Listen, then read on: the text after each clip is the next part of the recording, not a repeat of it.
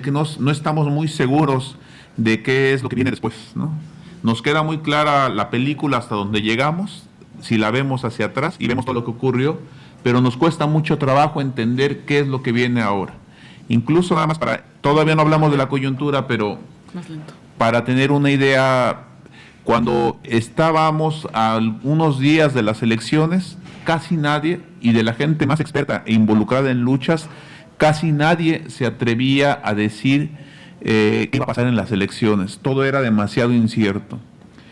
Pero en esta radiografía de lo que ya tenemos, yo quisiera simplemente complementar algunas ideas de lo que ya dijo Dolores, que nos pueden ayudar también a tener una comprensión de qué es lo que cuál es el suelo sobre el que está parado el nuevo escenario después del triunfo de López Obrador y cuál es la complejidad de este nuevo futuro en México. Hay que insistir simplemente de lo que ella hablaba, de las dinámicas actuales del capitalismo, que México tiene una función muy especial por su territorio. México tiene una función especial por ser, primero, el país más cercano a Estados Unidos, por compartir una frontera de 3,000 kilómetros, pero también porque tiene una función, al cumplir con esta primera relación, de ser el territorio de paso privilegiado de mercancías que conecta el Océano Atlántico, que es el centro de la economía siglo XIX, inicios del siglo XX, a la nueva apuesta y la competencia de los mercados que le han llamado emergentes, que es la conexión al Pacífico, y que es además el océano más grande de todo el planeta, ¿no? Que ocupa casi un tercio de todo el tamaño del globo. Es también una plataforma de control sobre América Latina, es el dique de contención no solo de la política migratoria, sino de cómo se ejerce la política a nivel regional. Tiene también entre esas características, no solo del territorio, todas las otras que ya comentó Dolores sobre los recursos, petróleo, agua, minería, etcétera. Pero va a tener también una característica más, la gran cantidad de población. Tiene por lo menos el doble de densidad poblacional que Estados Unidos. Y este conjunto de cosas, habría que insistir en que nos ha dado un México que funciona a dos velocidades. Por lo menos podemos hablar como en términos de economía, en términos de cómo funciona el orden de México. México aparece como dos espacios distintos. Uno, que avanza con la economía muy fuerte, porque hay que señalar que todos estos datos de violencia, de muertos y de desaparecidos no han hecho que México tenga una crisis económica grave. Incluso la crisis del 2008 sí nos afectó, como afectó a la economía mundial, pero no ha habido ningún problema grave que tú digas, en términos de tener índices de guerra de los más altos del mundo, la economía en general funciona bien. Y ha funcionado bien porque hay ciertas regiones del país que avanzan a marchas aceleradas en términos económicos, sobre todo en lo que tiene que ver con industria automotriz, aeronáutica, aeroespacial, que está muy conectada a toda la carrera económica de Estados Unidos, pero también en la que ya intervienen algunos capitales asiáticos, principalmente China. En también México de la gran economía, hay un México, bueno, de la economía no solo es en la maquila, sino también en la agroindustria. Hay una agroindustria muy grande que crece y que sostiene la exportación de gran cantidad de alimentos para consumo en Estados Unidos, pero también en Europa. Y contrario a este México que avanza así de manera acelerada, hay un México muy pobre, hay un México que generalmente se considera atrasado, que tiene sobre todo su centro de vida en lo que se le llama el sur de México, ¿no? Esa es la zona más económicamente que aparece como más retrasada, la que no alcanza nunca a empatarse con el otro México, que le dicen el México de los ganadores por un lado, y este es el México del sur como si fuera el de los perdedores, ¿no? Es como ese es el relato oficial.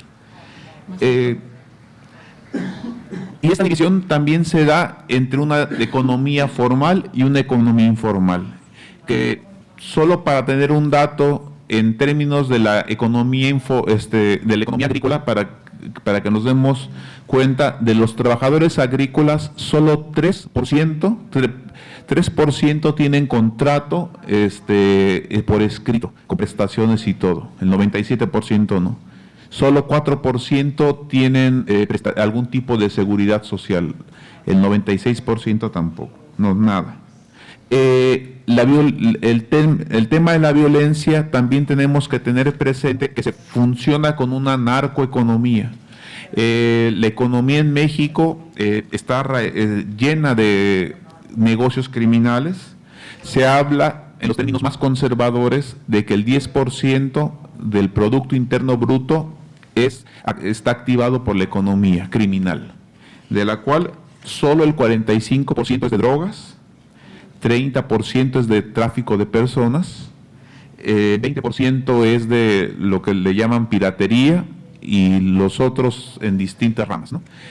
En el caso del tráfico de personas, recientemente se ha diversificado mucho a, digamos, trabajo esclavo, trabajo para explotación sexual, pero también para tráfico de órganos, ¿no? Que sobre todo es una de las cosas que más ha crecido con la población migrante. Y todo esto no podemos dejar de pensarlo, de tenerlo claro, si no comprendemos que en México, cómo funciona la política en México. Y que en los últimos 40 años, por lo menos, la política nacional ha estado muy determinada y operado en función de los grandes capitales a nivel internacional, supeditada por completo a ellos, pero en este cambio, algo que también ha ocurrido es que muchos capitalistas locales mexicanos empiezan a ser actores fundamentales, no solo de la política en México, sino también en la región. Hay muchos nombres que ya no, o sea, que no solo están invirtiendo en México, mexicanos, sino que también en todo Centroamérica, Sudamérica e incluso aquí en Estados Unidos, ¿no? Como el famoso Carlos Slim, que también controla algunos medios de comunicación aquí en Estados Unidos. Y esta política, la política en México, añadir que además de la violencia, que hay una forma de operar políticamente con la violencia, es decir, los conflictos políticos, incluso entre las grandes cúpulas del poder, se resuelven con asesinatos, con secuestros. Si ustedes vieran, curiosamente, a Felipe Calderón, el presidente de México del 2006 al 2012, tuvo 2 secretarios de gobierno que murieron en accidentes aéreos, ¿no? Curiosamente, o sea, el cargo de vicepresidente incluso. Está el tema de la impunidad. Hay un tema que también había que relacionar, que se ha trabajado menos en México, pero que algunas organizaciones como el Comité 68, que es el que aglutina a los que fueron estudiantes en 1968 y que sobrevivieron a la masacre del 2 de octubre, sostiene que ha venido construyéndose en México una política genocida, que solo se puede explicar el desmantelamiento del país si es también por qué ha ocurrido y porque se ha ejercido una política genocida en contra de la población mexicana por parte de las esferas de la alta política. Y contradictoriamente con esto, y complementario y necesario, es que hay un gran aparato estatal corporativo que sostiene toda esta forma de dominación. Hay también un uso de elementos nacionales que son hábilmente utilizados por toda esta clase política, y un elemento más, que es que México, como Estado, es uno de los estados que más gasta en imagen pública. Todos estos grandes niveles de violencia, de destrucción ambiental, de violencia contra los trabajadores, contra las trabajadoras, se sostienen con una invisibilidad de este conflicto a nivel internacional.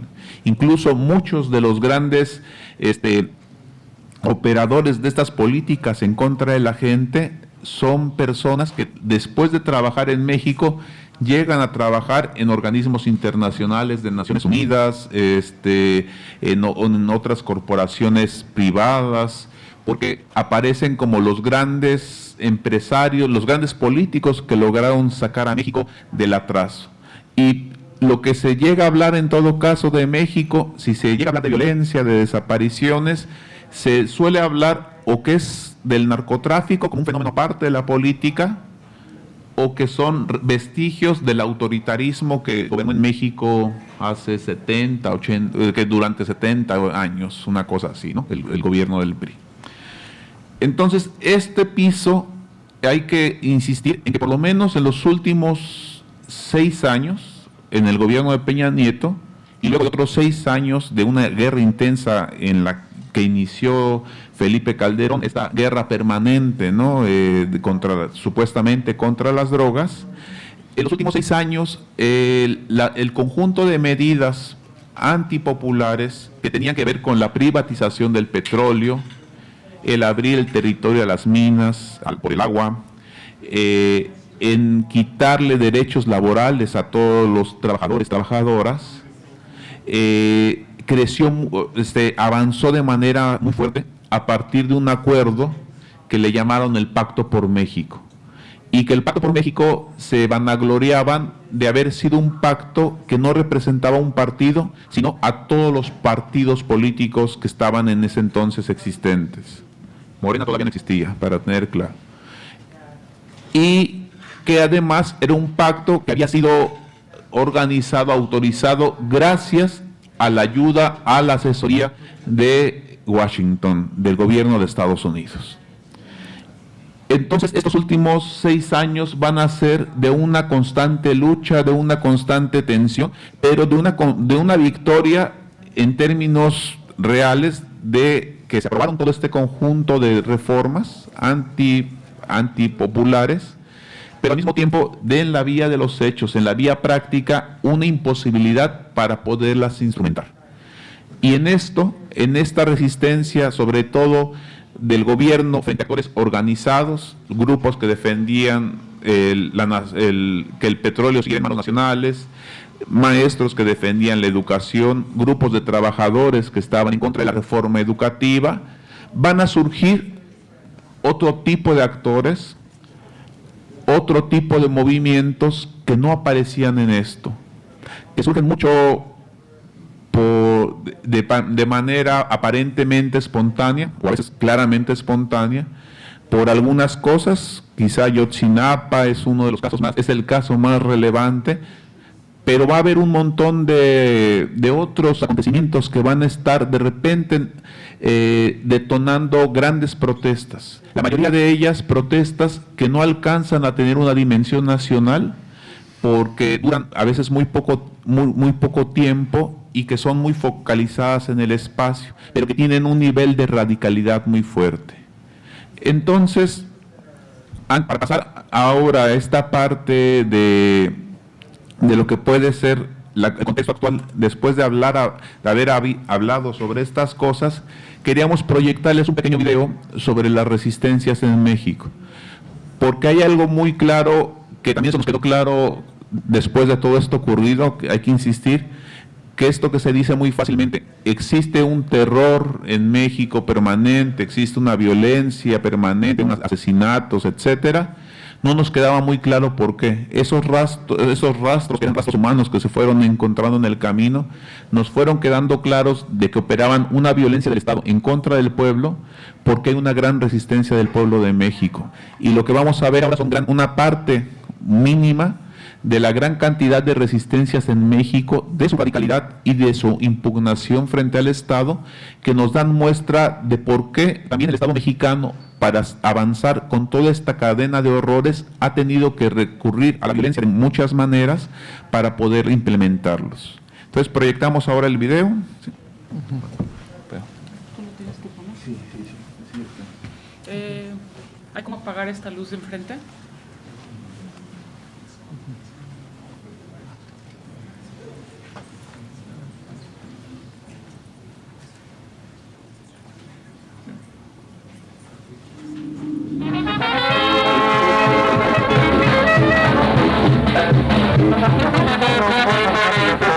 Señor Cotelo, agarramos el fusil, tienes.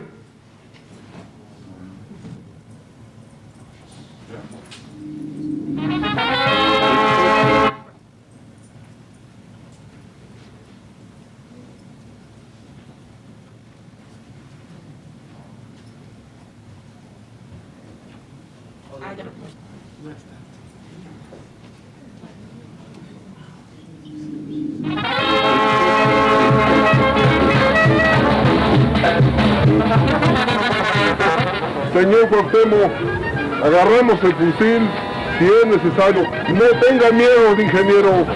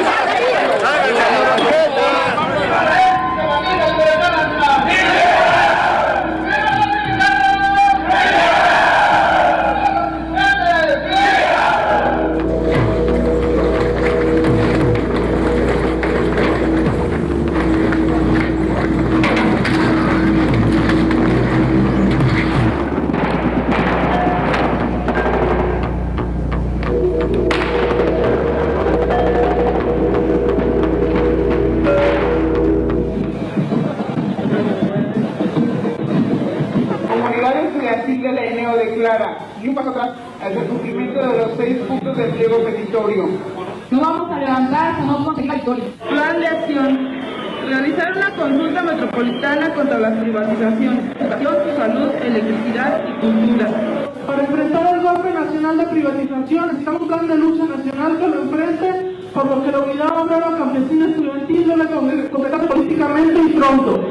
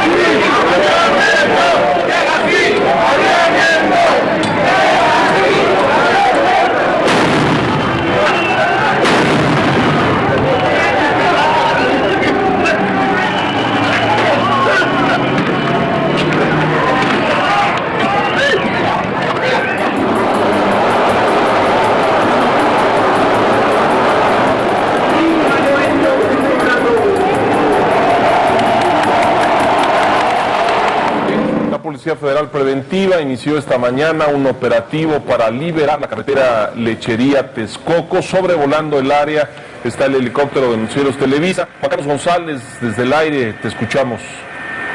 ¿Qué tal, Leonardo? Buenos días. Aquí en este momento estamos viendo cómo los elementos de policías del Estado de México y también de la PFP están entrando ya lo que es el centro de Atenco, y también estamos viendo ahí cómo policías están estratégicamente establecidos en otras calles, esperando el momento de entrar y ya liberar lo que es la situación que se encuentra en el auditorio de Atenco. Sin embargo, en la plaza ya vemos en estos momentos el ingreso de los policías. Desde el aire, Juan Carlos González nos tiene información. Juan Carlos. Así es, Diana, en este momento estamos viendo cómo ya los policías están ingresando a la explanada de Atenco.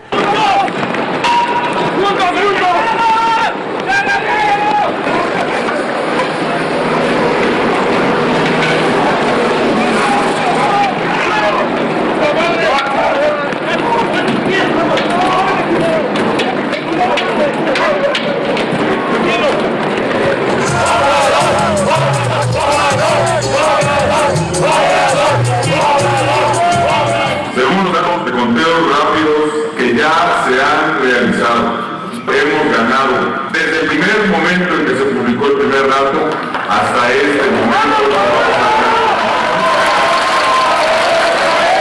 ¡Felipe va a caer! ¡Felipe va a caer! ¡Felipe va a caer! ¡Felipe!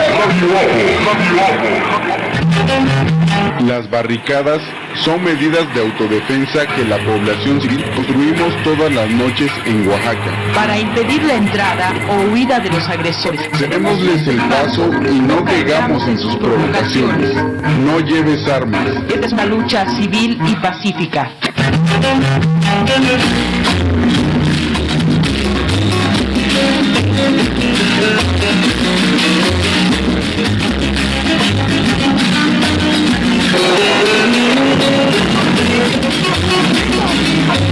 Estamos acá, haciendo justicia a todo el pueblo. A nadie se va a atacar porque es pueblo. Y el pueblo no se va a atacar nunca. Acercamos a los oficiales, tiene su madre, que maten a que sea. Se ha confirmado la muerte de Juan Francisco Sicilia Ortega, el hijo del periodista y escritor Javier Sicilia. Apareció muerto junto con 6 personas más.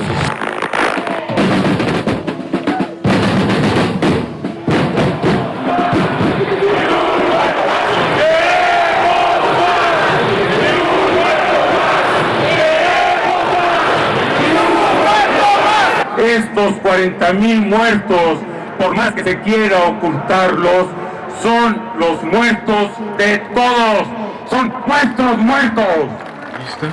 Sandra Pérez, 4654-0506, Relaciones Internacionales de la Organización Interamericana.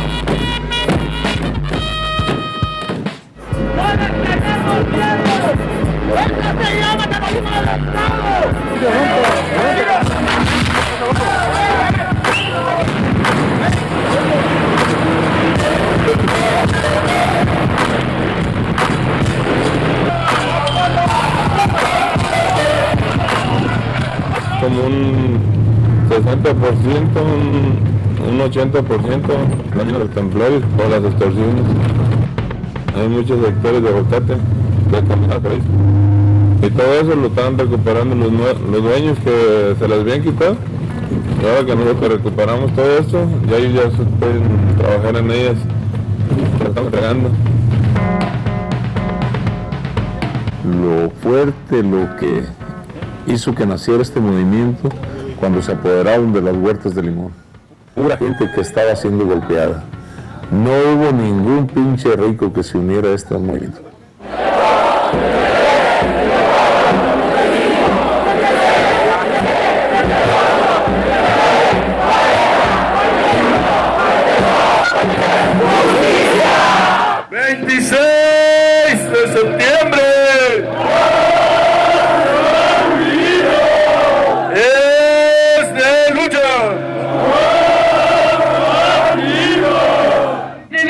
Caminar juntos para llegar a la verdad. Nosotros los padres de familia queremos decirles que no nos vamos a rendir.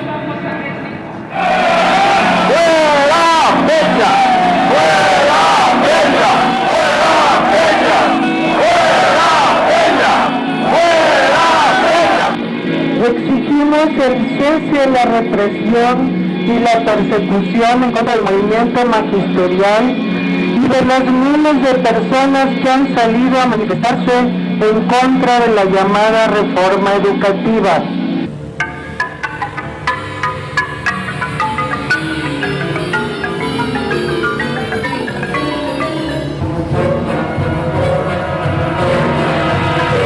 Están disparando los sujetos.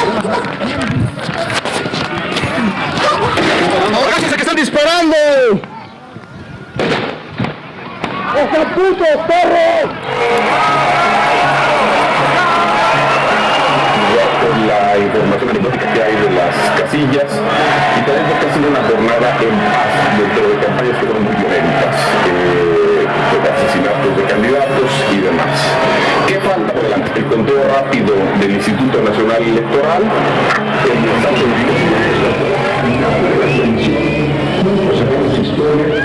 una votación que se ubica en el 53.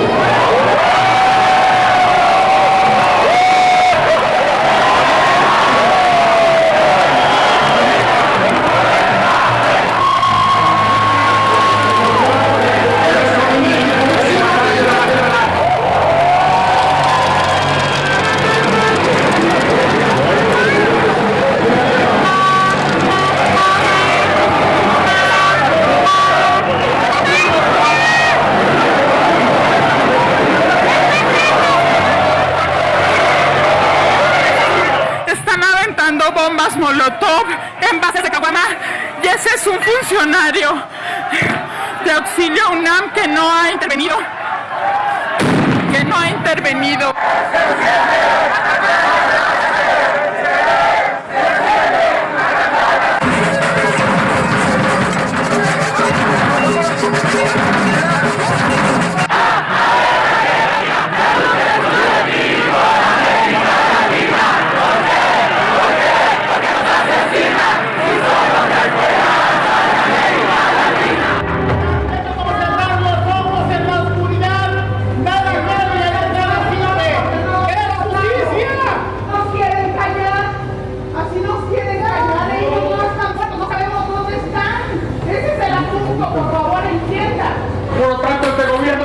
fallido de todos los sentidos, porque realmente nos quieren callar, si no nos van a callar. No me vuelve a ver, no me vuelve a ver. Aquí está toda la información. Mi hija se sacrificó y me voy a sacrificar por ella para desmembrar a todos estos desgraciados, a todos estos. Perdón, señor presidente, Al día siguiente, la plaza amaneció barrida. Los periódicos dieron como noticia principal el estado del tiempo. Y en la televisión, en el radio, en el cine, no hubo ningún cambio de programa, ningún anuncio intercalado, ni un minuto de silencio en el banquete, porque prosiguió el banquete. No busques lo que no hay, huellas, cadáveres, que todo se le ha dado como ofrenda a una diosa, a la devoradora de excrementos. No hurgues en los archivos, pues nada consta en actas. Mas he aquí que toco una llaga, es mi memoria. Duele, luego es verdad. Sangra con sangre. Y si la llamo mía, traiciono a todos. Recordamos. Esta es nuestra manera de ayudar a que amanezca sobre tantas conciencias mancilladas, sobre un texto iracundo, sobre una reja abierta, sobre el rostro amparado tras la máscara. Recordamos, hasta que la justicia se siente entre nosotros.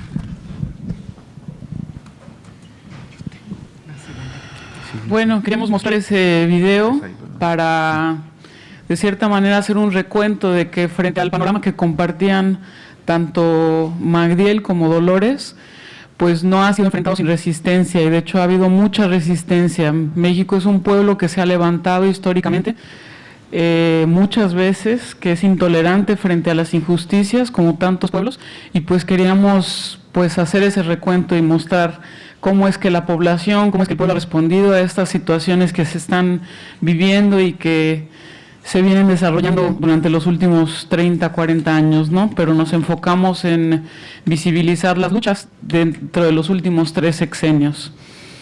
Y ahora queríamos pasar a discutir un poco la coyuntura actual, ¿no? Hablar sobre qué es lo que se puede esperar del gobierno actual que acaba de ser elegido, Andrés Manuel López Obrador. Pero antes de llegar a ese punto nos gustaría preguntarles a ustedes qué es lo que ya saben sobre tanto el momento actual que se vive en México o sobre el candidato, el nuevo presidente ya, que va a tomar posesión el 1 de diciembre. Entonces queríamos abrir brevemente para pocos comentarios, pero un poco para saber qué es lo que ya aquí la gente ya sabe y ya piensa sobre lo que se está viviendo ya en lo que es la actualidad. ¿Alguien?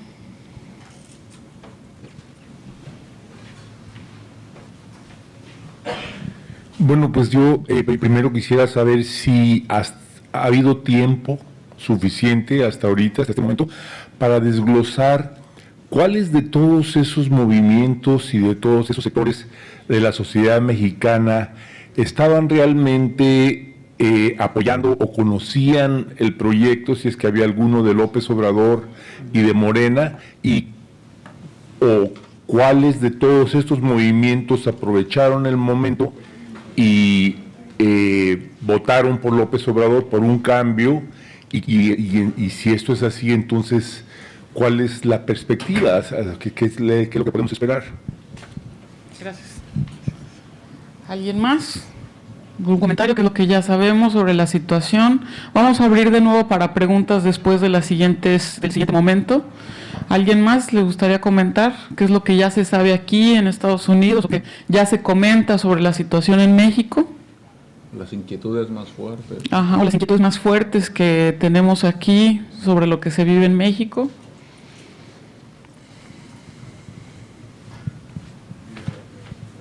Hola, buenas noches. Yo tengo familia que vive en Puebla y ellos están hablando que ni siquiera se puede salir a la tienda. Mi prima tiene 26 años y no puede ir a la universidad sola. La tienen que ir a dejar y recoger. Y actualmente tengo una prima que es desaparecida también. Ojalá podemos ver cambios buenos. ¿Alguien más? Bueno, pasamos entonces a la siguiente parte. Primero Dolores y después Magdiel, y después volvemos a abrir para preguntas y comentarios y el diálogo. Bueno, algunas ideas, ciertamente estamos tratando de leer el momento actual, entonces todavía en proceso, digamos, de construir un análisis. Yo diría, como mencionaba Magdiel, la elección de Andrés Manuel López Obrador es producto de la acumulación de un gran enojo, un miedo que ya no paraliza sino obliga a actuar, y sobre todo es una apuesta por la esperanza. Creo que en este momento ya era difícil asustar más a la sociedad mexicana, y lo que la movilizó ya no fue el miedo. Eso pasó en las 2 elecciones pasadas. Para votar por gobiernos más conservadores, ahora apostó por la esperanza de un cambio. Ahora, no es un cambio estructural, no está cambiando el sistema, eso lo tenemos claro. Es un cambio solo de condiciones políticas, y lo que suceda dependerá de lo que la sociedad haga. Hay una crisis de régimen. Los partidos tradicionales se desfondaron, casi se terminaron, al menos están muy rotos por dentro y muy debilitados, pero todavía no se sabe qué va a pasar. Si se va a restaurar el sistema o si va a lograr transformarse hacia un nuevo régimen. el mapa electoral. Estos son de las 3 elecciones anteriores y es ahora de la última elección. Hay una gran hegemonía, digamos, de Morena. Podemos ver, no solo es el 53%, sino es un 53% en el territorio nacional, lo cual le da un enorme poder, digamos, de cambio, siempre y cuando logre alinear un proyecto con todas las personas que están atrás de esta apuesta.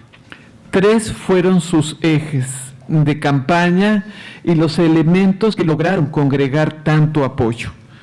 El combate a la corrupción. Todos tenemos una claridad de que la corrupción, la colusión, la impunidad son los 3 elementos que han permitido llegar a este punto de ruptura. La disminución de la violencia, se comprometieron seriamente con la disminución de la violencia y el desarrollo económico para una mayor distribución de la riqueza social. Ahora, perdón, otra vez. Sí, hablo rápido. Puedes hablar más rápido, pero con ideas puntuales. Descansa tantito para que traduzca. O sea, como que traduzca por ideas completas. Más sintética. No, o por ideas completas para que... Ya. Entonces, el gobierno electo, ¿cómo está ahorita de frente a este programa? Tiene una situación que todos estamos encontrando dentro del propio gobierno de Morena, muchas diferencias, incluso fuertes contradicciones. Morena en realidad se construye como partido apenas hace 4 años. Para que nos demos una idea, está construido por movimientos dirigentes sociales de izquierda, efectivamente de gran trayectoria. También se construye por el líder, o sea, todo aquello que se suma en torno a Andrés López Obrador, que es el obradorismo, le llamamos, porque es una suma al líder. Y hay otra que le llamamos el Arca de Noé, porque se suben todos los políticos que no se quisieron quedar fuera, digamos, del presupuesto oficial, ¿no? Los que se subieron al barco para tener alguna ganancia. Entonces, no es un partido consolidado, hay muchos intereses, es una constelación de intereses. Quienes están comprometidos dentro por un cambio constituyen un polo, o los que realmente están en un proyecto de cambio y transformación, pero también hay quienes están muy cerca de las élites de poder económico y político tradicionales. Entonces tenemos esa tensión que se disputa dentro de propio Morena, al interior de Morena, la orientación y la conducción de las definiciones de este nuevo gobierno. Aquí pongo algunos ejemplos, no voy a abundar. Está la cancelación o no del nuevo aeropuerto de Texcoco. Hoy empezó una consulta en México sobre eso. Reconocer o no los derechos de los pueblos indígenas a su libre determinación. El desarrollo de los territorios desde abajo o desde arriba, el fracking, la minería, los transgénicos, todo eso está en disputa. Del otro lado se proponen 25 megaproyectos, una centralización muy alta de las decisiones de gobierno y se habla de un desarrollo de carácter industrializado y petrodependiente, diferente al otro. Entonces, estamos ante proyectos que se escuchan dentro del gobierno con estas enormes diferencias. Frente a la agenda que ellos propusieron y en medio de estas diferencias se van planteando algunas líneas de trabajo, de ruta, digamos, para construir. Frente a la violencia, que sin duda es el peor de los desafíos, el más complejo, el más profundo, se están planteando un proceso de justicia transicional. La justicia transicional es un proceso que se abre cuando termina una dictadura, cuando termina una guerra, un conflicto armado interno, se abre un proceso de justicia transicional para lograr una construcción de paz.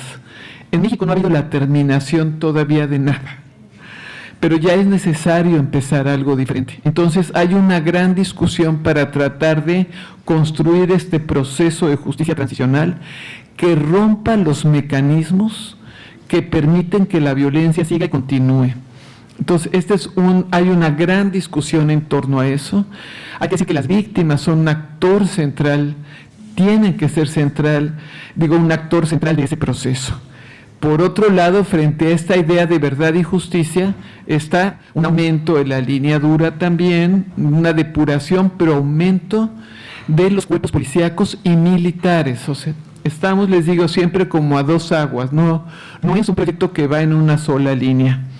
En el tema de la distribución de la riqueza social, que eso era muy importante también, porque en la lógica de Andrés Manuel, la causa fundamental de la situación de violencia efectivamente es estructural y tiene que ver con la distribución de la riqueza, la pobreza y la exclusión de los jóvenes en particular. Entonces, él ha puesto un acento muy importante en el tema de cómo redistribuir riqueza y cómo sobre todo incluir a los jóvenes. Tiene 6 prioridades su gobierno, no las tengo aquí apuntadas, pero es primero los pobres, primero los jóvenes, primero los indígenas, primero el sur, autosuficiencia alimentaria y mayor rectoría del Estado. Son como sus divisas, digamos, para orientar sus programas. Y en esto propone transferir, que seguramente lo están ya organizando, de 250,000 a 300,000 millones de pesos al consumo ingreso de los sectores populares mediante una red muy centralizada, organizativa muy centralizada, que rompe el intermediarismo y que permita que estos recursos bajen y se implanten hacia abajo, hacia la base de la sociedad. Esto está bien, pero hay también un riesgo político importante de pasar, digamos, del lado de toda la estructura gubernamental y hacer una red con tanto poder económico y político paralela a los ámbitos de gobierno. En fin, pero esto es de las cosas que suponemos que van a surgir pronto. Un mayor papel regulatorio del Estado, y aquí hay una estira y afloje con las empresas y los corporativos desde el inicio del gobierno. Parece que hay una redefinición de la relación con el capital, que él lo que está planteando es acotar el poder político de quien tiene el poder económico, tratar de separar el poder político del poder económico, pero hacerlo en una ruta pactada. Ahora, no está siendo fácil porque los temas que se debaten a veces no se pueden pactar, como es el caso del aeropuerto, por ejemplo.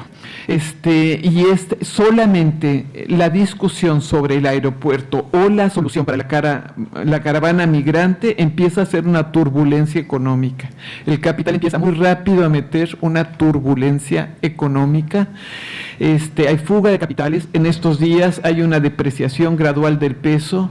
Entonces, es una lucha de poderes que está sobre la mesa de una manera muy importante por definir el rumbo. Los actores de esta disputa, de cuál va a ser la orientación de este gobierno, está en los actores institucionales, el gobierno y legislativo federal, 20 congresos que domina Morena en el país, otros partidos y sus gobiernos locales y los municipios. Solo decir, en el caso de los municipios prácticamente no hubo cambios, siguen estando bajo control o del narco, digamos, o de los malos, como les decimos allá, de los malos o de los caciques. Entonces, ese cambio es muy importante porque ahí es donde vivimos todos, o sea, en el nivel local, y ahí el gobierno local sigue más o menos igual. Las empresas, hay un órgano que las representa muy conservador, el Consejo de Hombres y Negocios, muy poderoso, y los actores sociales, que habrá que decir en particular, no tenemos una agenda común. Estamos muy fragmentados, bastante desorganizados, y cualquier cambio posible o transformador va a depender de nuestra capacidad de acción social y política como sujetos sociales de cambio. Entonces tenemos un gran desafío que yo lo pongo en nuestra cancha, que es qué nos toca y qué vamos a hacer. Hoy por hoy en el mapa estratégico del movimiento social al menos hay 3 opciones. Los que están en impugnación y distancia con el nuevo gobierno, que dicen este gobierno no representa un cambio, recicla el sistema, recicla el régimen y no podemos confiar.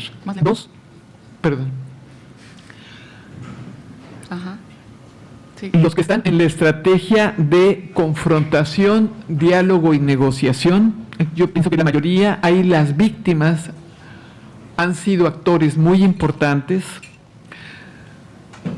algunos defensores del territorio, algunos movimientos sociales, y los que están en franca colaboración con el Estado, integrándose de diferentes maneras en sus programas y propuestas. Hay otros proyectos, y yo creo que sobre eso Magdiel nos va a hablar un poco más, que son muy importantes. El zapatismo, que ha mantenido su distancia en la idea de que este no es un cambio estructural, no es un cambio del sistema, y ellos no apuestan por una reforma, sino por un cambio sistémico. La nueva constituyente, que es un esfuerzo de articular un cambio integral de mayor alcance, y en lo local, muchos gobiernos comunitarios autónomos que se están empezando a instituir en diferentes estados. Yo diría que la dinámica del otro lado es la construcción de propuestas y alianzas en torno a puntos mínimos, pero de acuerdo máximo. Están algunos de estos puntos mínimos que son importantes: la libre determinación para los pueblos indígenas y comunidades originarias frente al despojo. Es decir, que las comunidades y pueblos puedan decidir sobre sus territorios, para que ellos tengan toda la capacidad de definir si quieren o no un proyecto, o en todo caso, qué es lo que ellos quieren como un proyecto propio de desarrollo. Contra la impunidad, verdad, justicia y medidas de no repetición. Aquí las víctimas están siendo un sujeto muy importante, tienen un gran nivel de interlocución y respaldo social en este momento. Hay una agenda muy fuerte del movimiento de desaparecidos, y hay una agenda que está avanzando mucho más rápido en el caso de Ayotzinapa, con la creación de una comisión investigadora por la verdad y la justicia. Hay una agenda que es la que convocó a muchos por la ética pública y la rendición de cuentas, por la transparencia y contra la corrupción. Está también todo lo que tiene que ver con el derecho a la libre expresión, y el derecho a la protesta por los defensores. Quizá una de las esperanzas más viables y más concretas para todos es que este gobierno no persiga y reprima a los luchadores sociales. Y algunas preguntas sobre la mesa, no solo que haya condiciones democráticas de lucha y organización social, sino si debemos tener propuestas para radicalizar la democracia, y sobre otros temas como cuál es la agenda de migración para todos y los derechos de los migrantes. Y la tarea que nos estamos proponiendo finalmente entre todos los movimientos sociales, o entre muchos movimientos sociales, organizaciones de la sociedad civil, colectivos de jóvenes, en fin, es intentar diálogos horizontales. Entonces, en este momento en el que se están definiendo el rumbo y la posibilidad de aprovechar oportunidades o desafíos de la coyuntura, en este momento de enorme complejidad, buscar cómo construimos cambios alternativos, cómo compartimos una reflexión ética entre nosotros. Ya hablo de la ética porque en el país lo que necesitamos recuperar también es un piso de principios éticos para la sociedad que queremos, y cómo establecemos nuestros vínculos para luchar por esa agenda desde una postura ética y en nuestra acción emancipadora cotidiana. Es reconocer que aquellos pequeños procesos sociales de base son tan importantes y tan necesarios como una gran plataforma de movimientos sociales por la transformación. Entonces, creo que hoy estamos frente a esos desafíos, trabajando en México pues con muchas ganas y esperanza de que las cosas efectivamente puedan tener al menos una condición de vida diferente para todos.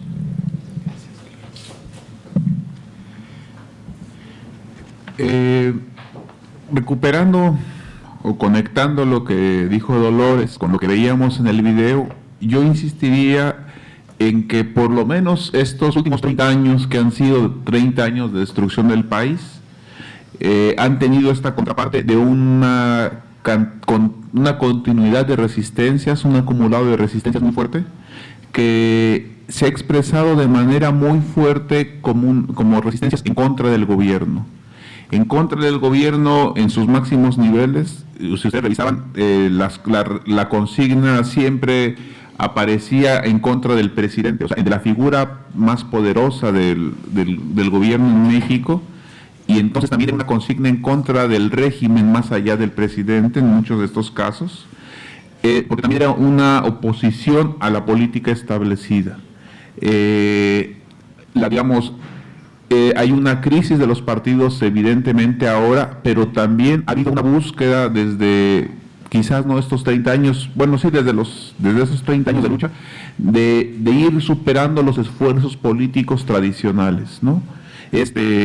Pero al mismo tiempo, ese es otro elemento, es que la resistencia, este acumulado de resistencias, no ha logrado construir una alternativa por fuera del régimen, ni siquiera como un proyecto común que unifique. Entonces, ahí es cuando llegamos a esta coyuntura electoral, que primero apareció con la gran fuerza por López Obrador. El liderazgo de él era indiscutible y no existió en ningún momento ningún candidato que tuviera un peso similar que pudiera hacerle contrapeso. Otra cosa que también permitió en gran medida este triunfo popular es el tipo de alianzas políticas que él tejió, a diferencia de las elecciones pasadas, con varios grupos del poder, con políticos tradicionales, hizo una gran cantidad de acuerdos, e incluso sí modificó mucho su discurso, que antes había sido más confrontativo con el gobierno, a ser incluso conciliatorio en algunos elementos, especialmente con Peña Nieto. Y un tercer elemento también, que es evidentemente este descontento popular, que mencionaba el gran costo político que tuvo la implementación del paquete de reformas del Pacto por México. A final de cuentas fue uno de los más grandes acumulados que tuvo López Obrador. Sin embargo, más allá de estas tres cosas, hay un elemento, el último ingrediente, que quizás se fue dibujando en los últimos días de las elecciones, que fue la posibilidad de lograr un cambio. A diferencia de otras ocasiones, y yo creo que este es uno de los elementos más fuertes, que la gente empezó a ver que sí era posible vencer el fraude. Y eso hizo que hubiera una salida masiva que no se había visto en otros momentos a participar en las elecciones. Incluso de toda esa gente que está separada de López Obrador, que no votó por su proyecto, sino simplemente por una oposición, es la primera vez en la que se pudo ver ya, por lo menos en las últimas 3, 4 elecciones, que se podía ganar, ¿no? Y esto sí desató una forma distinta de reacción a la gente. Ahora no sabemos bien qué va a pasar cuando él arranque el gobierno. De hecho, él ha hecho un manejo muy hábil de lanzar algunos de los conflictos más fuertes a dialogar, a buscar formas de expresión y de articulación con los movimientos opositores a estos proyectos antes de su gobierno. Quizás es evidente que es en aras de poder, digamos, arrancar un gobierno ya con menos de estos conflictos o con unas formas, digamos, de haber canalizado el descontento. Es el tema clave que se está jugando a partir de hoy al domingo. Van a ser este tema del aeropuerto, va a ser un elemento que nos va a dejar ver no solo la actitud que él tome, la decisión que él tome política, sino también el cómo se van a ir comportando algunos otros actores, sobre todo los empresarios que invirtieron tanto en este proyecto, aunque también ya han dado señas de que si no es el aeropuerto de Texcoco, pues ellos también van a invertir en los otros proyectos, ¿no? Y en esto también yo insistiría que, por lo menos por lo que está pasando en Brasil, porque también hay que tener en cuenta que este domingo hay elecciones presidenciales en Brasil y que vemos el horror, ¿no? de que lo más posible es que gane un candidato horrible, ¿no? Que quizá ni en México haya un candidato así de feo. Es preocupante porque pone alertas, pone muchas señales de alertas en México, ¿no? O sea, si López Obrador no es capaz de construir una plataforma política opuesta al régimen y no logra resolver los problemas estructurales que la gente está esperando, muchas veces incluso que él no prometió arreglar, pero que la gente anhela que resuelva, hay una posibilidad muy fuerte de que se retome con más fuerza desde las fuerzas conservadoras el gobierno, y en un clima de inestabilidad digamos, Brasil tiene toda esta reacción horrible en contra de la población, pero no tiene la cantidad de muertos, no tiene la cantidad de desaparecidos en los años inmediatos como nosotros sí la tenemos, ¿no? Entonces, yo diría, en términos de desafíos de los movimientos, quizás hay un elemento que nosotros como movimientos tenemos que disputar, ¿no? O sea, que tenemos que hacer nuestro, que es esta idea que López Obrador plantea de una cuarta transformación. Él hablaba de que es la cuarta transformación en la historia de México después, digamos, desde que se logra la independencia. La primera sería la independencia, la segunda las guerras de reforma, que fue a mitad del siglo XVIII, ¿no? Pero en el siglo XIX, en contra del poder de la Iglesia, que hizo algunos ajustes muy importantes en México. La tercera transformación es la Revolución Mexicana de inicio del siglo XX, y él dice que él va a ser la cuarta transformación. Como ha dicho Dolores, es evidente que él no está planteando un cambio de régimen, está haciendo un cambio dentro del régimen, algunos ajustes del régimen, que en todo caso no corresponderían realmente a una transformación en comparación con las otras tres transformaciones que existían en México. Entonces, el momento para nosotros, no porque él haya lanzado la consigna solamente, sino por la necesidad histórica que se ve por el tipo de país tan descompuesto, es que nosotros nos propongamos desatar una cuarta transformación. Existe un acumulado de resistencias, algo que vimos en el video, presente en esta idea de poder hacer una transformación. Existe una infinidad de grupos organizados con mucha fuerza en sus territorios. Existen la emergencia de muchos nuevos actores.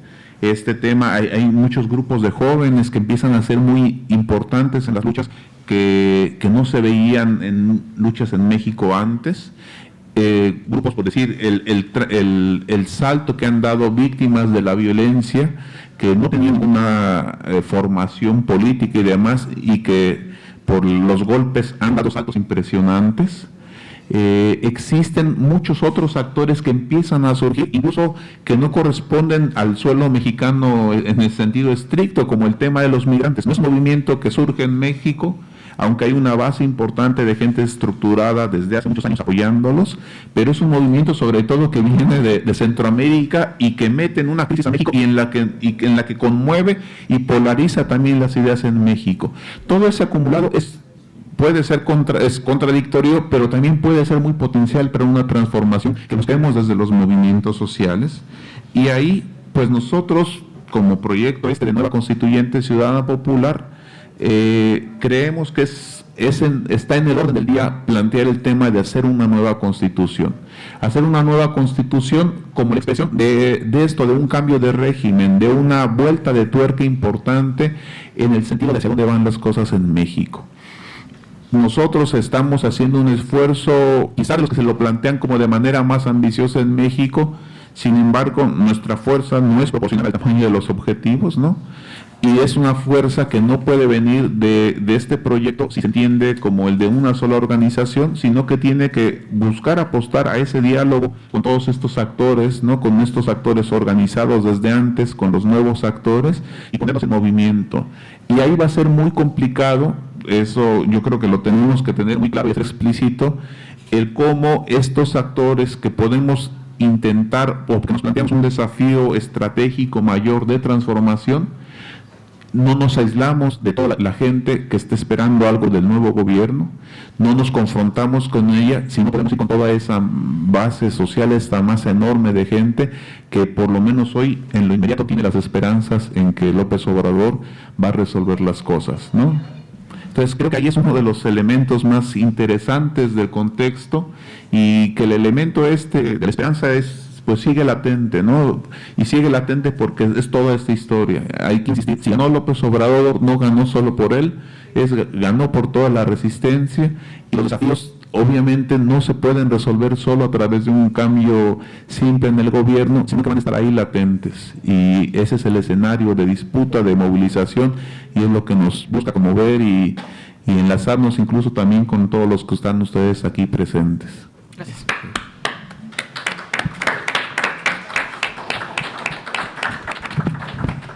Bueno, ahora en este momento nos gustaría abrir para preguntas, para comentarios también y pues abrir un diálogo.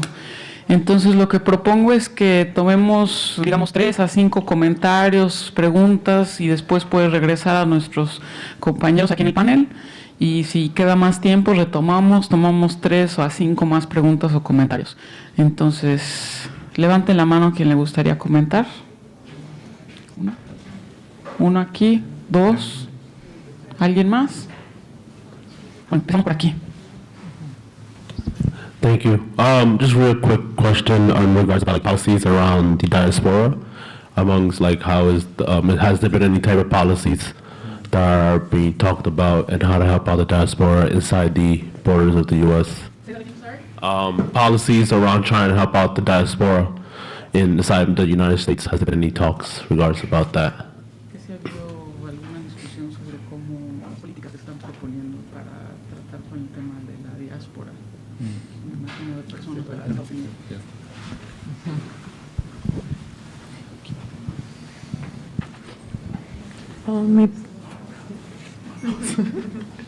Mi pregunta es casi igual, es nomás quiero saber qué es lo que ustedes piensan que debemos de hacer aquí, porque hay mucho mexicano aquí bien explotado y los abusos contra los mexicanos aquí es muy feo. Entonces nos quería saber qué es lo que cómo podemos hacer un movimiento aquí, porque también he visto mucho en los movimientos de las Filipinas, tienen como un movimiento en las Filipinas, pero aquí los filipinos en Estados Unidos también se están organizando de manera que como me da mucha inspiración y quisiera ver eso también con la comunidad mexicana.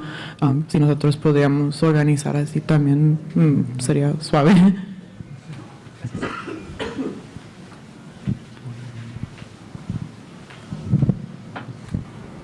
Quisiera que pudieran explicar el aeropuerto y por qué ese aeropuerto es tan significante y se volvió como un tema tan importante en las elecciones. ¿Alguien más?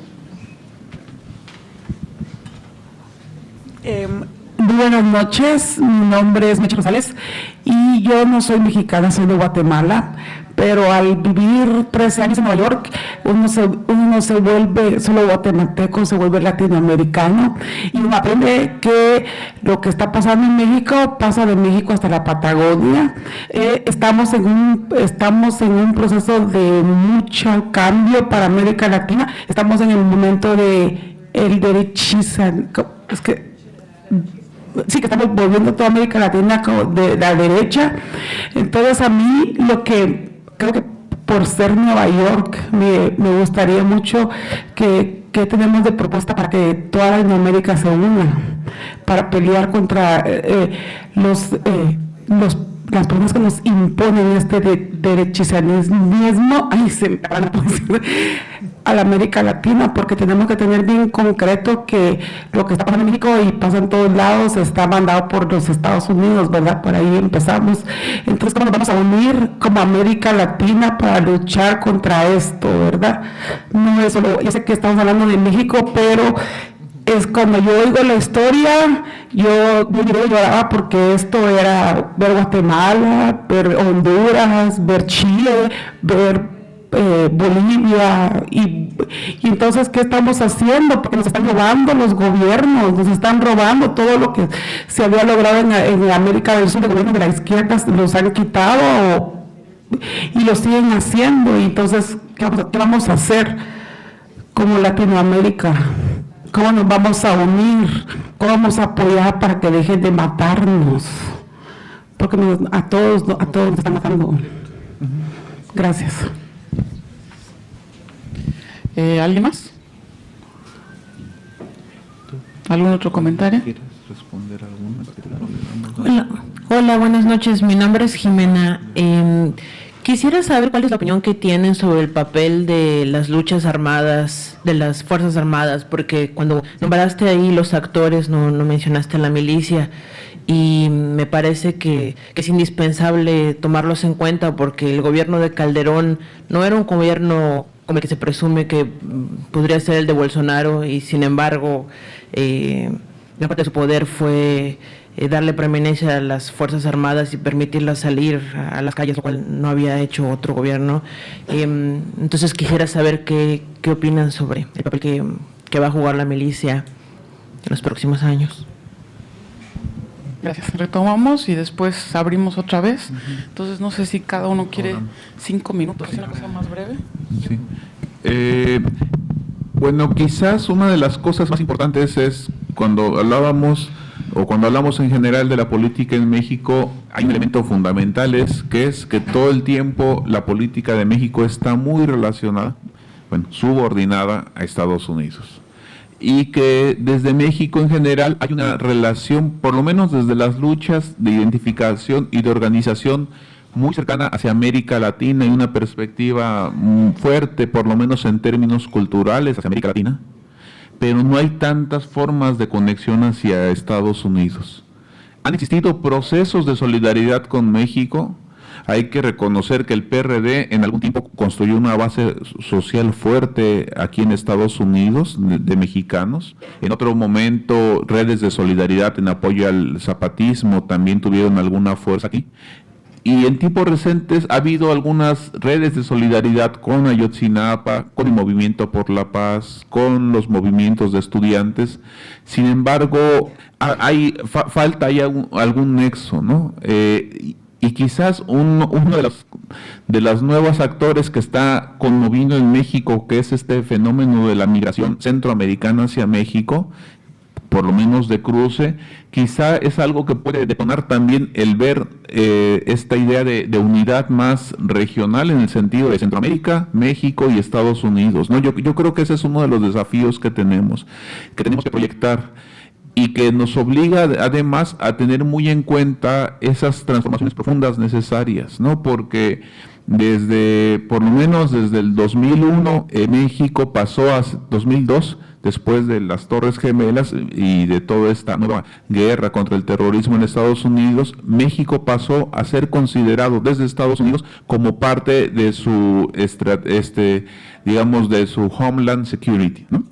O sea, ya México no aparece como un trato externo de otro país hacia Estados Unidos, sino que cuando hay que hablar de políticas entre países, y no es un trato entre presidentes, quien asiste de parte de Estados Unidos a México es el encargado de Homeland Security, ¿no? O el encargado de asuntos internos, pero no como, o sea, porque ahí hay una dimensión en la que Estados Unidos, por lo menos en términos de militares y de seguridad, pasó su frontera hasta Guatemala. Entonces, incluso esta violencia de control, México, de control migratorio de migrantes, no solo es en la frontera del río Bravo, sino en el Suchiate, ¿no? Allá abajo, ¿no? Y eso es uno de los temas fundamentales. Y ahí el papel de las Fuerzas Armadas es clave. López Obrador hace 2-3 días nombró un nuevo secretario de la Defensa Nacional, que resulta ser que lo rompió. Y se ha dicho mucho de esto, rompió con las estructuras del grupo selecto de militares. Había una lista de los militares más importantes que podían ser electos, y López Obrador escogía otro. Y entonces se habla mucho de que hizo un giro en esto. Sin embargo, este nuevo jefe de la Defensa Nacional, también muchos medios liberales, progresistas de México, reconocen que es un acierto de López Obrador, porque tiene una muy buena relación con Estados Unidos, porque fue agregado militar en Washington de Estados Unidos, del gobierno de defensa desde México, porque ha tomado una infinidad de cursos en Estados Unidos sobre un montón de temas militares, de estrategia regional, etcétera, ¿no? Entonces ahí nos da una pista muy clave cómo hay muchas como también en términos de dominación estratégica, el tema del ejército no solo atañe a México, tiene que ver con Estados Unidos. Y nada más para citar un ejemplo, cuando se hizo la reforma al artículo 27 de la reforma de la tierra, una de las revistas militares más importantes de Estados Unidos en estrategia planteaba que México tenía que cambiar su estrategia militar de control porque iba a ser imposible enfrentar los conflictos ahora que había este cambio en las leyes de propiedad. Y algo que ocurrió entonces es que se creó un grupo que después dio origen a los Zetas, ¿no? A este grupo de narcotraficantes, ¿no? Y de hecho los Zetas, los altos mandos, todos fueron formados en uno de los grupos de élite del ejército mexicano. Pues las relaciones del ejército ahí son un tema grave, profundo, que sí tendríamos que pensar, ¿no? ¿Cómo organizarnos? Yo creo que hoy tendríamos que pensar mucho cómo los mexicanos aquí también, o sea, cómo empezamos a plantear una política de los mexicanos, también para poder incidir en la política mexicana sin tener que pensar solo en el regreso, ¿no? O sea, es decir, la gente que vive aquí en México, que vive aquí en Estados Unidos, también tiene que opinar sobre México, tiene que participar. Nosotros como constituyente quisiéramos, y hemos conversado con algunas personas aquí del PEP, buscar espacios de discusión, porque en esta idea que tenemos planteemos entre las comunidades cómo debe ser el país. La gente que vive aquí en México, en Estados Unidos, no puede ser excluida de lo que pasa en México y tendría que plantear algo, ¿no? Tendrían que organizarse grupos, formas de discusión para decir cómo debe ser, porque la gente que vive aquí en Estados Unidos sabe mucho de cómo debería de ser México, ¿no? Porque han buscado formas distintas para poder sobrevivir, para poder organizarse, para hacer otras cosas, ¿no? Entonces también yo insistiría que el papel de los migrantes, de la población de México que ya vive aquí desde varias generaciones, va a ser clave en esta transformación. ¿Cómo participar? Yo no sé. Por ejemplo, la primera vez que yo estoy aquí en Nueva York. Aquí quien tiene que más bien inventar sus propias formas son la gente que vive aquí, ¿no? Y nos gustaría, claro, estar enlazados, vinculados con ustedes, pero eso va a venir de ustedes, no de nosotros, ¿no?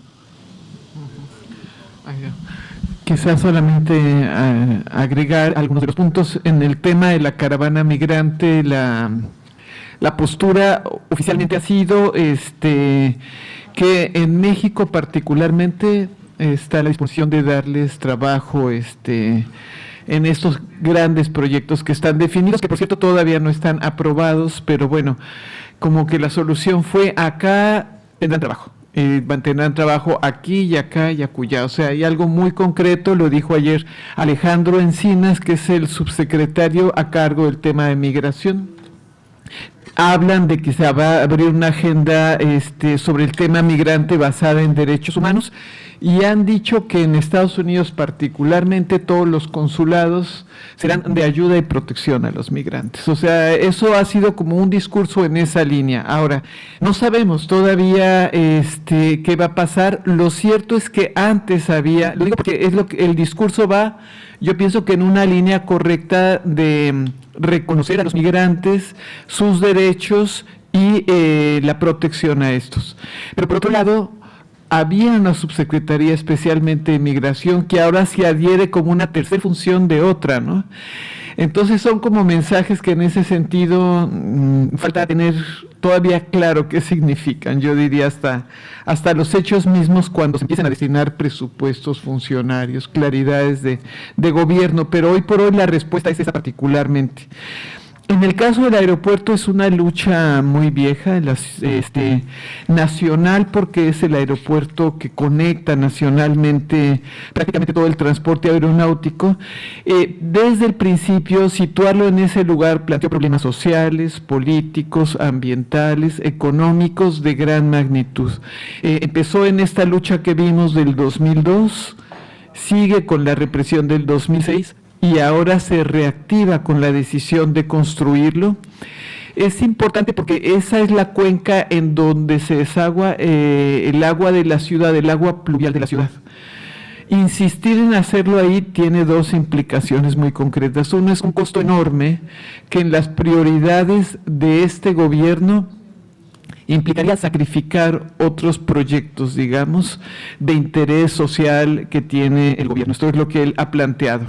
Y por otro lado, tiene una implicación ambiental y social muy alta, que puede ser un riesgo muy grande de inundación para la Ciudad de México, por ejemplo, ¿no? Además de que rompe, digamos, con un área ecológica que tiene naturalmente un destino de aves migratorias. En fin, hay muchos impactos de ese estilo, y el impacto que ya se está sintiendo en todas las poblaciones alrededor del perímetro del aeropuerto, en donde se han abierto, por ejemplo, 11 concesiones mineras para la construcción del aeropuerto, se han invadido varios ejidos, en fin, hay otro tipo de afectaciones ya en curso. Entonces, es un aeropuerto en el que, por un lado, se está alineando todo el poder económico porque han invertido, ellos no han invertido, pero digamos, han apostado a ese negocio y tienen contratos por más de 100,000 millones de pesos. Entonces, hay una lucha entre los corporativos y, en este caso, los pueblos y un sector ambientalista alrededor del aeropuerto. Yo nada más, igual que Magdiel, el papel de las Fuerzas Armadas, uno es el institucional, pero no desconocer la imbricación de las Fuerzas Armadas también con el narcotráfico, que es muy grave en el país, por un lado, y por otro, el papel que juegan en sus funciones de seguridad pública, que sí tiene un efecto muy concreto en un escalamiento de la violencia a nivel nacional, ¿no? No es lo mismo, ¿verdad? Poner a un ejército a hacer funciones de seguridad pública en la lógica militar, que poner a policías especializados en funciones de seguridad pública. Son dos respuestas muy diferentes.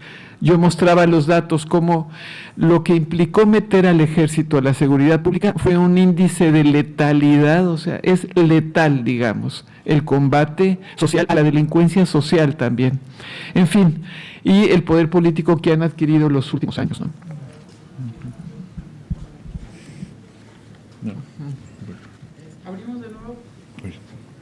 Abrimos de nuevo para comentarios y preguntas. Gracias, buenas noches, muchas gracias por su exposición. Yo nada más quiero darle la palabra esta noche a una persona que nos acompaña hoy, que es uno de los padres de los estudiantes desaparecidos de Ayotzinapa. Él vive aquí, él es víctima por doble partida del narcogobierno. Uno es que su hijo está desaparecido desde hace 4 años y él ha luchado en Nueva York, además en coordinación con los padres de Ayotzinapa durante 4 años. Cada vez él está frente al Consulado de México en Nueva York protestando, y cada Navidad él hace una huelga de hambre porque para él no hay Navidad desde que desaparecieron a su hijo. Pero además él es víctima por doble partida porque él es también víctima de las malas políticas económicas y los tratados de libre comercio que han expulsado a millones de mexicanos del país. Entonces, por eso estoy pidiendo la palabra para que él les hable de lo que él está haciendo aquí. Les presento a don Antonio Tizapa. Gracias. Bueno, es interesante todo lo que están exponiendo. Sí, bueno, mi nombre es Antonio Tizapa, soy padre de Jorge Antonio Tizapa Legireño, uno de los estudiantes desaparecidos por el narcogobierno. Hablaba lo que escuché, que bueno, también el orador ha mencionado, ¿no? Crear una comisión de verdad y justicia ante Naciones Unidas. Nosotros, como padres y sobre todo yo en lo personal, tenemos al GII, que son los investigadores designados por la Comisión Interamericana de Derechos Humanos. No veo por qué crear una comisión más ante Naciones Unidas. Él lo acaba de mencionar también, quien nunca ha estado a Naciones Unidas es porque ha hecho un buen trabajo en sus respectivos países. Naciones Unidas no soluciona las cosas, simplemente escuchan. Si tenemos al grupo de expertos, y esto va para orador, ¿por qué no que regresen los expertos? Sabemos que ellos estaban a punto de dar con el paradero de nuestros hijos. Aquí en Nueva York no hemos cesado. Muchas personas han estado y se han alejado. Pero yo sigo, porque es mi hijo, Al igual, he escuchado también la desaparición de un familiar de una persona.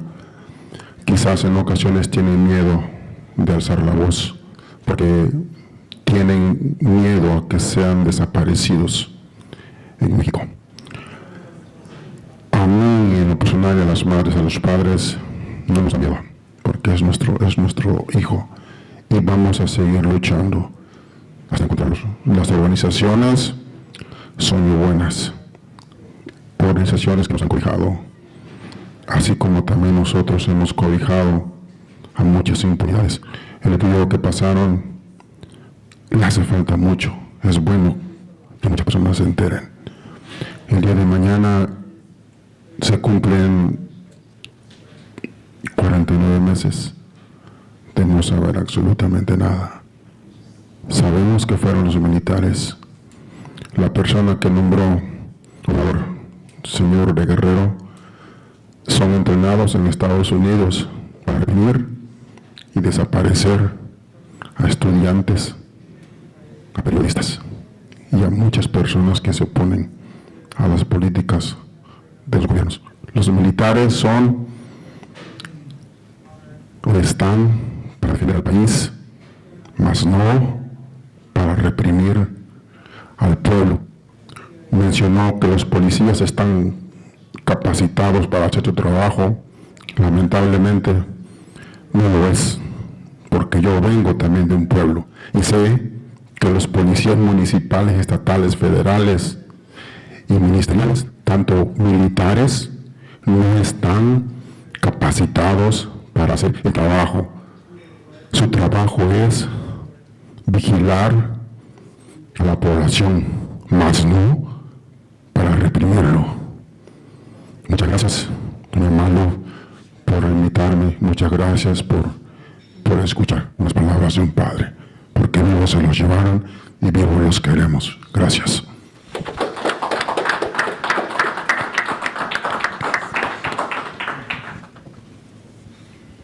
¿Otros comentarios? ¿Preguntas? Bueno, pues rápidamente, bueno, estuvimos con el señor Antonio hace unos meses en el Congreso aquí en Estados Unidos y fuimos a visitar a algunos congresistas, tanto republicanos como demócratas, y también estuvimos en el Departamento de Estado. No solo pidiendo justicia para Ayotzinapa, sino presionando también acerca del caso de los 59 desaparecidos de Tamaulipas y acerca de el paro al Plan Mérida y pues ahora sí que todo lo que es el armamento, ¿no?, que va de Estados Unidos a México. Entonces ellos nos decían, todos coincidían en un punto, que no saben a qué se enfrentan con el nuevo gobierno. Y entonces, no es que estén asustados, pero obviamente están así como, bueno, ¿ahora qué va a pasar? Lo que vemos nosotros de este lado, no solo como acompañantes de familias de desaparecidos, sino también algunas personas que hemos vivido pues ciertas fases, ¿no?, como haber perdido a un familiar o algo así, nos damos cuenta que todo lo que ustedes retratan en ese video tal vez es mucho de lo que nosotros como mexicanos, y se lo digo aquí a las muchachas, nos hemos perdido al estar aquí. O sea, no hemos vivido lo que ellos han vivido allá, pero yo creo que sí hace falta informarse más acerca de lo que está pasando en México, no solo como migrante o si ustedes nacieron acá, pero es muy importante obtener más información. Muchas veces no nos gusta decir que nos metemos en política, pero ahora que fuimos al Congreso, pues nos enteramos de muchas cosas. Entonces, realmente, pues nos están matando, nos están desapareciendo. Entonces, yo creo que algo que, no me acuerdo quién de ustedes mencionaba, ¿no?, que había que unirse. Yo en lo personal estoy a la expectativa del nuevo gobierno. No confío en sus políticas, hasta no ver, no creer, pero tú como ser humano y ustedes también como periodistas o personas que defienden derechos humanos o que están involucradas en todo eso, yo creo que al final nos queda solamente una base. O sea, ¿cuál es la unidad humana en donde nos conectamos todos con todos? No importa si tú eres del rojo, del verde o del morado. O sea, ¿a dónde está tu humanidad? Y eso es algo que aquí el señor Antonio siempre dice, ¿no? O sea, nos hace falta humanidad. Y yo creo que eso nos deberíamos de plantear todos los días. Bueno, nada más para cerrar, nos gustaría mostrar un video y también, pues nada más decir que obviamente tenemos que continuar esta discusión sobre cómo organizarnos de este lado, ¿no? Y este fue un momento para informarnos, para conocer más la situación, pero también para abrir que este espacio, el Foro del Pueblo, es un espacio donde se pueden llevar a cabo ese tipo de discusiones, ¿no? Queremos pensar que este es un primer momento, pero que en este espacio se pueden llevar a cabo discusiones y diálogos dentro de la misma comunidad aquí sobre qué es lo que se puede hacer de este lado, ¿no? Porque no necesariamente depende de nuestros compañeros que viven en México, como decía Magdiel, ¿no? Depende más de quienes estamos aquí, pensar y discutir cómo nos podemos proponer para organizarnos de cierta manera, para también presionar nuestro gobierno de este lado, ¿no? Para no quedarnos como espectadores de lo que se vaya desenvolviendo en el gobierno de Obrador, y como el compañero que pues ha mantenido sumamente activo durante los últimos años, a pesar de que no vive en México. Pienso que todos también tenemos esa posibilidad, ¿no? De sumarnos y seguir viéndonos como mexicanos y seguir participando en lo que se va desarrollando, ¿no? Y nada más para abrir, ¿no? Que este espacio puede ser un espacio donde podamos organizar ese tipo de discusiones y pues pensar y planear. ¿Tienes un comentario? Sí, un comentario muy breve, que es pues, básicamente para ustedes, ¿no? Que se lo haga el micrófono. Aquí ha ocurrido desde hace más de 10 años un robo de niños. Explotó ahora con la crisis de los padres separados de sus hijos en la frontera, que fueron encarcelados, y después fueron los rastros de unos y otros extraviados, pero ese es un problema que tiene más de 10 años. Y en efecto es un robo institucionalizado de niños. El gobierno mexicano nunca ha asumido como gobierno una postura enérgica frente a este problema, es más, ni siquiera sabemos si les interesan. Y la idea sería saber qué tanto contempla este asunto, este ángulo del problema de los desaparecidos, el nuevo gobierno de México. No sé, nos gustaría saber, no sé si ustedes ahorita ni si es el momento de saberlo para ustedes ni para nadie, porque todo está tan indefinido, pero es un asunto que definitivamente en algún momento tiene que asumirse con energía de un país a otro. Gracias. Quizá nada más un minuto, porque yo sugiero, pensando en lo que decía Magdiel y ahora Stephanie, que sería importante, si hay cosas que se necesitaran poner sobre la mesa, que a lo mejor nadie está contemplando, pero ustedes están viendo acá, que no es difícil en este momento, hay la apertura suficiente, por ejemplo, para hacer llegar directamente un documento, para colocarlo sobre la mesa, pues quienes están construyendo las respuestas para la agenda migratoria, en este caso de Encinas, por ejemplo, ¿no?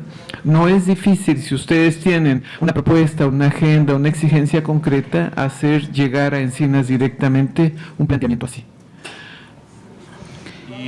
Y bueno, una cosa más que también quizás sería importante tener, como por eso que decía Stephanie, que nosotros, conociendo este espacio también por primera vez, creemos que puede ser un espacio de encuentro también para ustedes, ¿no? Entonces, de nuestra parte vamos a ver cómo estar mandando materiales de manera permanente aquí, folletos, videos, cosas que haya de organizaciones en México. Es cierto que con las redes sociales se puede hacer mucho, pero no todo se hace por redes sociales. Es bueno tener también información directa. Se la pasa en un trabajo importante en sistematización, en juntar muchos casos. Hay otras luchas, hay muchas cosas que pueden servir a ustedes para que vengan acá a consultar sobre México, y quizás ya lo tenemos que ver con los compañeros aquí del People's Forum, pero pensar en otro balance, ya cuando estén más claras las cosas de lo que está ocurriendo en México, volver a tener aquí un acto y pensar de manera distinta, bueno, pues pensar qué es lo que sigue, ya cuando tengamos cosas, algunas certidumbres más sobre el nuevo gobierno, ¿no? Entonces pasamos nada más un videíto. Breve. Sí, queremos mostrarles un breve video sobre el proceso de la nueva constituyente ciudadana y popular. ¿Pueden apagar las luces? seamos los que estemos.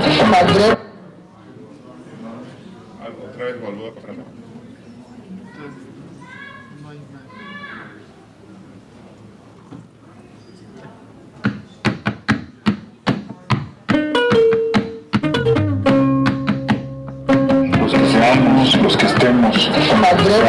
Desde ahora en realidad nuestra demanda. Porque comprendemos que todos esos ríos de rabia solo desembocarán en una única lucha. La lucha por el poder del pueblo.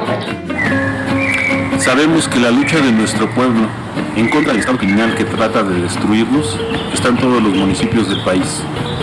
¿Por qué tienes miedo si somos la mayoría? Debemos unir nuestras luchas, nuestras voces. Venimos caminando este sueño desde hace 3 años y pensamos que es posible realizarlo en un plazo cercano.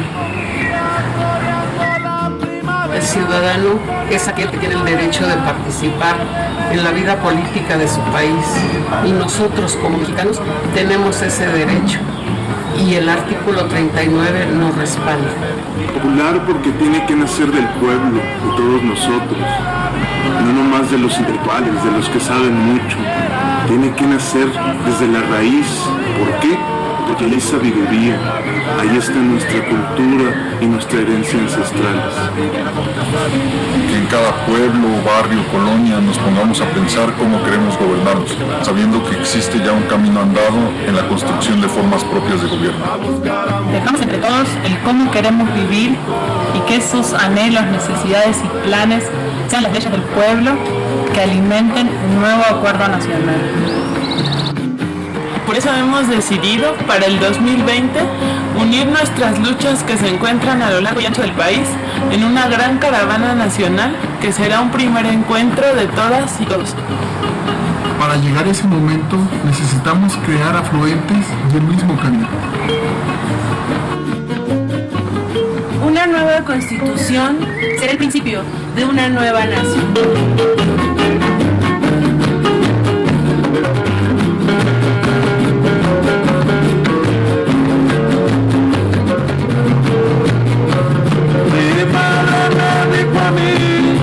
Que yo me saliera al campo, que yo me saliera al campo. Mi madre me dijo a mí, mi madre me dijo a mí que yo me saliera al campo. Mi madre me dijo a mí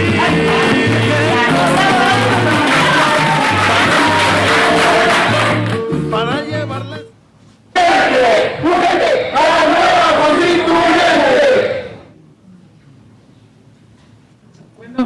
Y con ese video cerramos. Pido un aplauso para nuestros compañeros que vinieron desde México. Y los invito también a que permanezcan en el espacio, que conversen entre ustedes o que vengan y platiquen con Magdiel y con Dolores, conmigo, con quien quieran, ahora sí. Y muchísimas gracias por participar el día de hoy. Sí. Bueno, a un minuto les tomo, por favor, a los que están todavía acá. El día de mañana hacemos una protesta frente al Consulado Mexicano a partir de las 5:30 de la tarde, con las 7:30 de la noche. El día 28, que es el domingo, están invitados también a una reunión de atletas amateurs que tenemos un equipo deportivo aquí en Nueva York y nuestras células deportivas están llegando también a otros países. El día 28 a partir de las 5 de la tarde pueden ubicar la dirección en nuestra página que se llama Running for Ayotzinapa 43 en Facebook. Ahí están los datos y todos son bienvenidos. Básicamente para mandar mensajes a las madres y a los padres de Ayotzinapa, pero también darles energía a nuestros atletas, ya que ellos van a participar en la maratón más famosa del mundo, en el cual vienen atletas de 100 países aproximadamente, con una cantidad de 60,000 corredores el día 4 de noviembre. Entonces también vamos a dar fotografías de los muchachos para que puedan instalarlas o puedan ubicarse en el lugar del recorrido del maratón. El maratón empieza a partir de las 9:50 de la mañana. Están todos invitados. Gracias por su atención. Gracias a todos.